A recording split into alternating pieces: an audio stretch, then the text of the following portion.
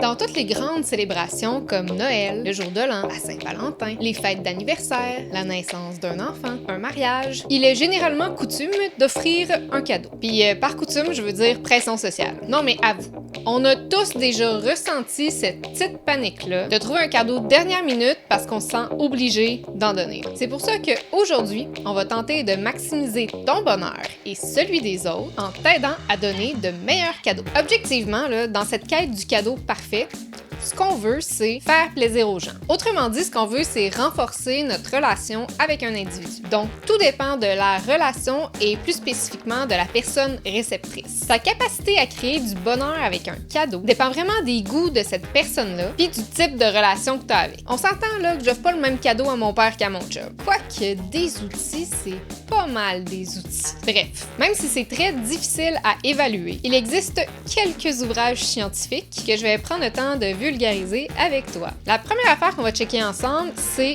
les attentes. Parce que là, il y a deux cas. Dans le premier, la personne t'a donné une liste. Dans le deuxième, la personne t'en a pas donné de liste. Dans le premier cas, c'est un petit peu plus difficile à satisfaire à cause des attentes. Par contre, déroger de cette liste-là, puis arriver à trouver un cadeau qui convient quand même à cette personne-là, ben ça te permettrait vraiment de renforcer le lien que tu as avec. Donc, comme on dit en bon français, high risk, high rewards.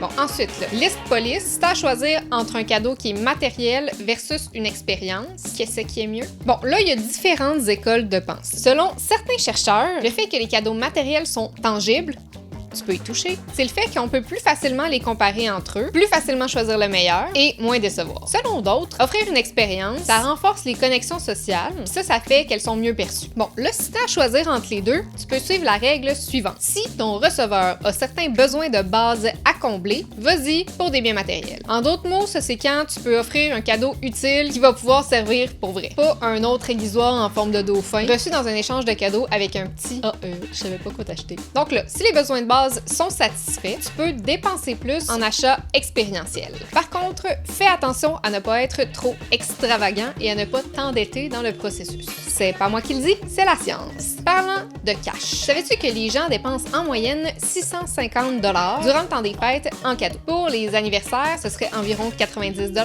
54 $ à la Saint-Valentin, puis 58 $ à la fête des mères. On s'entend qu'avec tout ça, là, t'es pas loin de dépenser 1000 $ par année juste en cadeaux. Fait que je pense qu'overall, c'est important que tu t'assures que ça procure un certain niveau de bonheur à tout le monde. Puis les cartes cadeaux, elles, ben ça c'est considéré comme un cadeau assez bon, mais pas aussi bon qu'un vrai cadeau. Dans notre superbe échange de cadeaux, par exemple, ça ce serait un pas pire choix parce que le prix est indiqué. Ça fait en sorte que l'échange est clairement réciproque. Puis ça permet d'éviter de remplir la poubelle. Aussi, c'est bon dans le cas où la carte cadeau sert au receveur à se payer un bien utilitaire qui était au départ trop dispendieux, genre un vélo, un électroménager, un aiguisoir crayon électrique haute vitesse, whatever. Morale de l'histoire, si quelqu'un t'a donné une liste, stick to it. Dans tous les cas, essaye de trouver le truc dont la personne aurait vraiment le plus besoin en l'achetant ou, si c'est trop cher, en lui donnant une carte cadeau pour y contribuer. Puis si elle a déjà tout, ben donne-lui une expérience.